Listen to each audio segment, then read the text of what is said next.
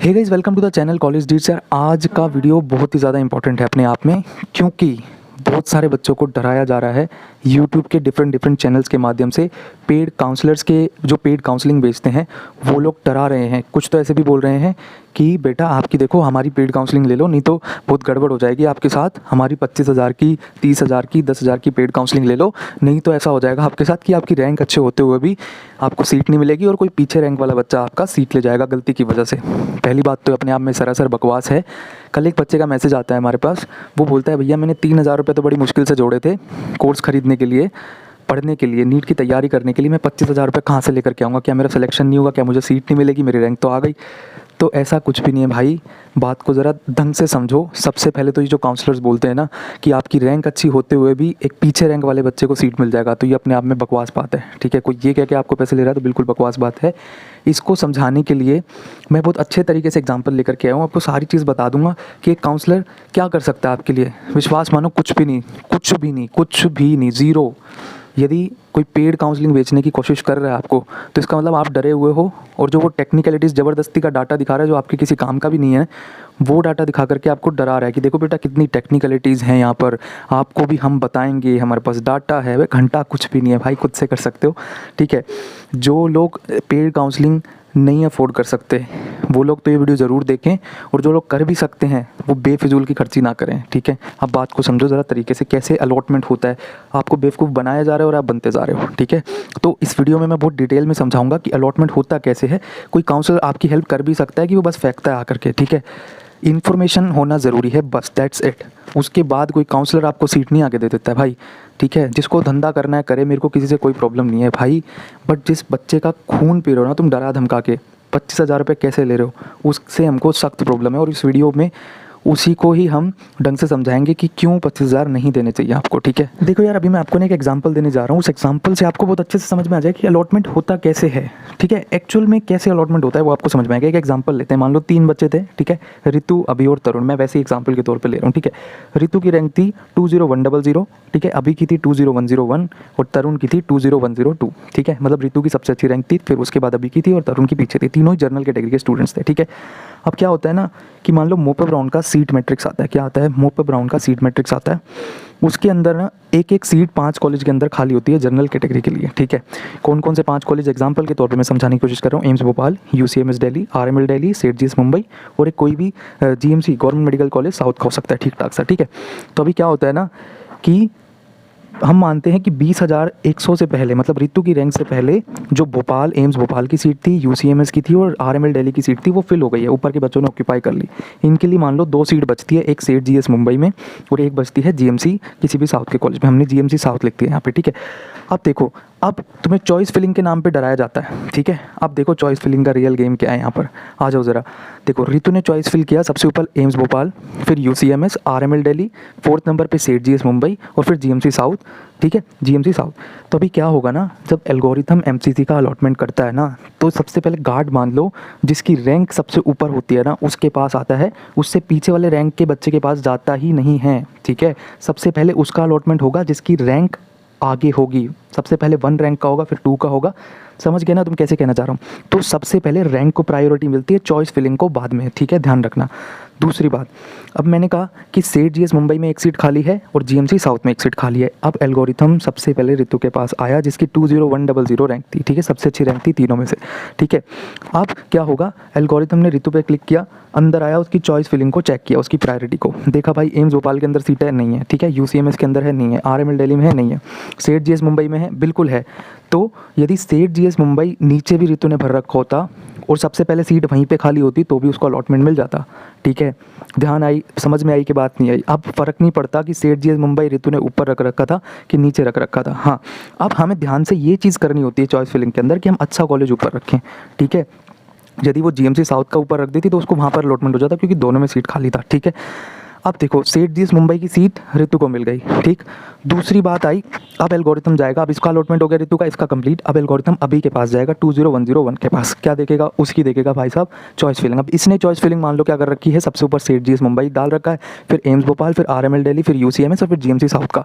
तो सबसे पहले चॉइस फिलिंग अभी की देखी जाएगी। सेठ जीएस मुंबई इसने सबसे ऊपर डाल रखा है, बट ऋतु को पहले अलॉट हो गया ना, क्योंकि उसने अपनी चॉइस फिलिंग में भले ही 4th नंबर पे डाल रखा था, बट उसकी रैंक अच्छी थी, इसलिए उसको सेठ जीएस मुंबई मिल गया। तो डिजर्विंग स्टूडेंट को अच्छा कॉलेज मिलेगा यदि वो थोड़ा ध्यान से अच्छे कॉलेज को ऊपर रखेगा, बस इतनी सी बात है, ठीक है। ऐसा नहीं हो जाएगा कि अभी की रैंक बेकार होते हुए भी उसको कॉलेज पहले मिल जाएगा, नहीं, पहले कॉलेज उसी को मिलेगा जिसकी रैंक अच्छी होगी। तो काउंसलर की ये बात तो बिल्कुल बकवास है कि बेटा तुम्हारी रैंक अच्छी होते हुए भी पीछे वाला बच्चा ले जाएगा और आप रह जाओगे, ये आपको काटा जा रहा है, ध्यान रखना, ठीक है।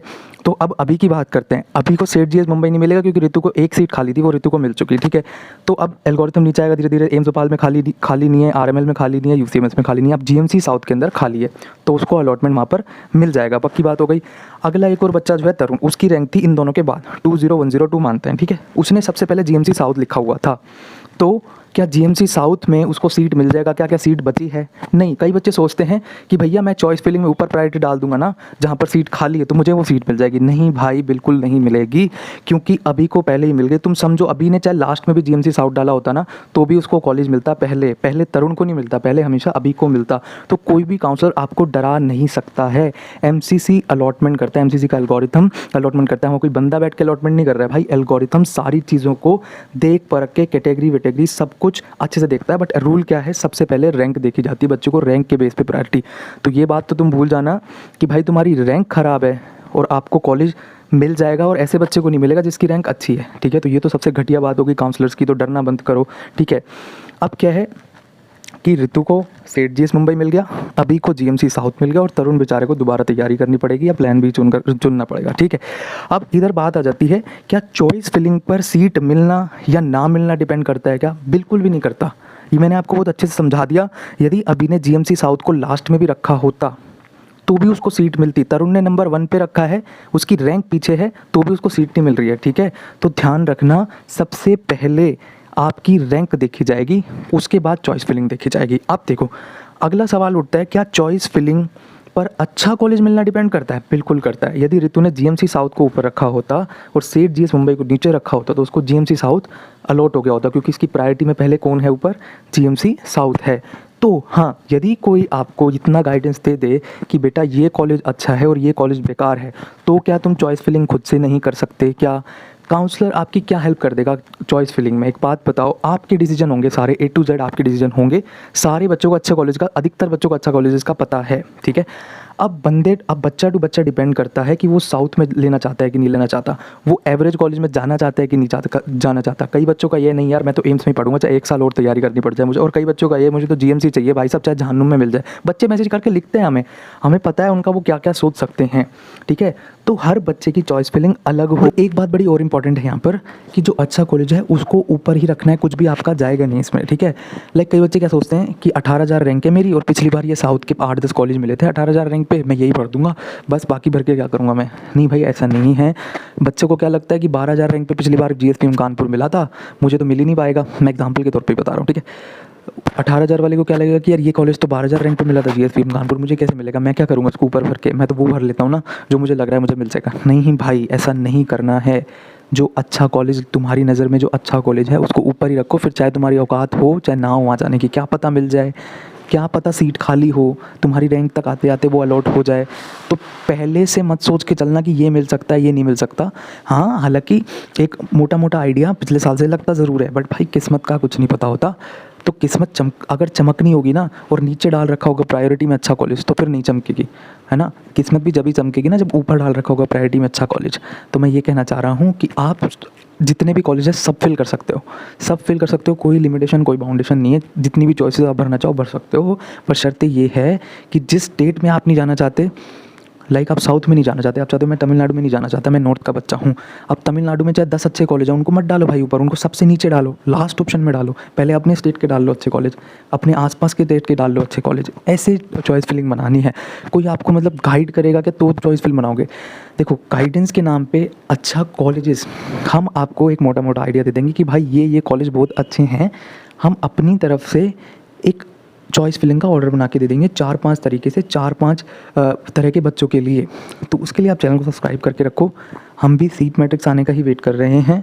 आपको टेलीग्राम चैनल पे PDF भी मिल जाएगा, वीडियो के थ्रू समझा भी देंगे कैसे चॉइस फिल करनी है, कौन से अच्छे कॉलेज हैं।